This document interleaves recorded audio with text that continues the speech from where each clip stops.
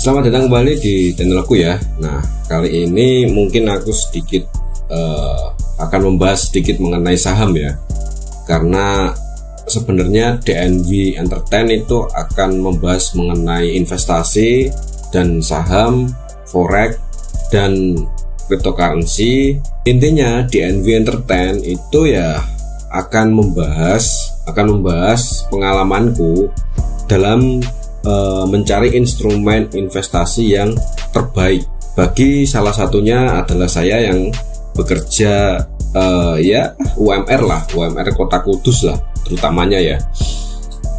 Nah, kali ini aku ingin sedikit membahas mengenai saham yang dimana ya cukup untung. Aku selama 1 minggu melakukan sebuah trading cepat ya, scalping ya kalau disebut di dunia para trading ya.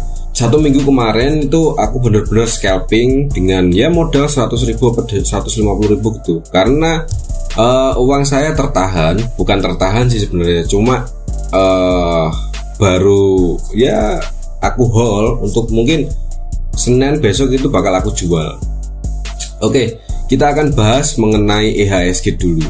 Nah, IHSG hari ini tanggal 15 bulan Oktober 2023 itu mengalami penurunan sekitar 0,12% ya, 0,12% dengan volume jual belinya sampai 21 miliar ya.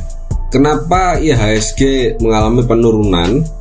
Di sini ini spekulasiku sendiri ya, sebagai ya mungkin analisaku sendiri. Itu terjadi pada ada dua, yaitu di saham ini yang baru IPO kemarin hari apa ya, hari Rabu apa Selasa gitu aku lupa, tanggal 9 itu ada apa 9 hari Senin dia IPO tanggal 9 Oktober ini dan naik sampai ke di portofolioku sampai 202%. Inilah yang mengakibatkan IHSG naik, namun ditahan oleh saham bagiku saham-saham sampah mungkin ya, saham-saham yang nggak ada fundamentalnya sama sekali. Lihat aja nih,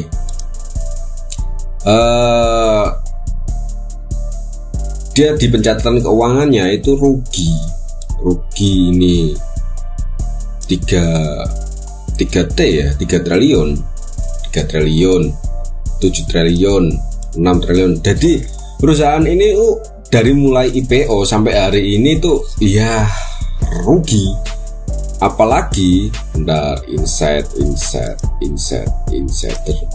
Jadi kemarin itu ada salah satu founder dari Goto yang memegang saham 1, berapa persen itu menjual sekitar 300 juta sahamnya. Wow, itu yang mengakibatkan Goto ini longsor. Dan longsornya nggak main-main. Longsor dari kapan? Dari 74 sampai ke 67 ya, 10%-an sampai 8% lah dia turun. Jadi itu salah satu penyebabnya akhirnya para retail ya udah cut loss. Kalau kalian belinya dari mulai IPO ya wassalam kalian. Dan emang dari dulu aku nggak pernah merekomendasikan Goto karena bagiku fundamentalnya nggak ada, karena toh perusahaan rugi terus gitu loh. Maksudnya nggak ada apa ya namanya, nggak ada apa yang bagus di perusahaan ini. Apalagi nih private placement ini, Goto itu mendapatkan dana investasi itu 1,6 T, dimana kabarnya 1,6 T ini digunakan untuk give voucher diskon. Jadi yang diuntungkan di sini itu bukan investor tapi konsumen. Jadi ya lebih baik beli produknya daripada beli sahamnya kalau di Goto ya. Jadi para investor itu pada mulai takut dengan saham ini karena sering kalinya Goto itu mengadakan yang namanya private placement. Itu salah satu mengapa IHSG itu bisa tertahan di sini. Itu dikarenakan brand dia naik karena volumenya juga gede, dan Goto turun bebas, terjun bebas dengan volume juga gede ini. Dan satu lagi, kenapa aku nggak menyarankan untuk menanam saham di Gotoh ya, atau menginvestasikan di Gotoh untuk jangka panjang ya. Yang pertama karena ya laba atau keuntungan dia itu selalu minus cash test ya. Di bagian ini aja Bung, dia itu minus, setiap tahunnya minus. Lantas kalian mau berharap apa dengan perusahaan yang selalu minus? Dan kalau minus, ini untung aja ya. Kalau untung aja ya, itu aja belum ada tanda-tanda memberikan dividen kepada kalian, apalagi minus. Gitu loh.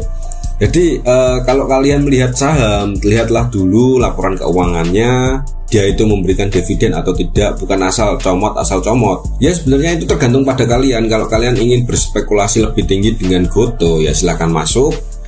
Dan saya yakin yang ada di dalam sini semua itu para trader yang mungkin scalpingan untuk mencari ya mencopet sedikit 1%, 2% keluar, 1%, 2% keluar. Ya mungkin saja besok hari Senin aku pun akan melakukan seperti itu, karena ya buat mencari uang recehan, buat beli rokok, buat beli makan. Jadi kalau aku masuk ke dalam metode ini, metode trading harian, scalpingan yang biasanya aku gunakan untuk ya beli rokok dan beli makan, itu biasanya kapasitas modalku itu cuma maksimal 200.000, maksimal cuma 5% dari total portofolioku. Nggak berani aku lebih dari itu. Kalau udah lebih dari itu ya udah selesai aja.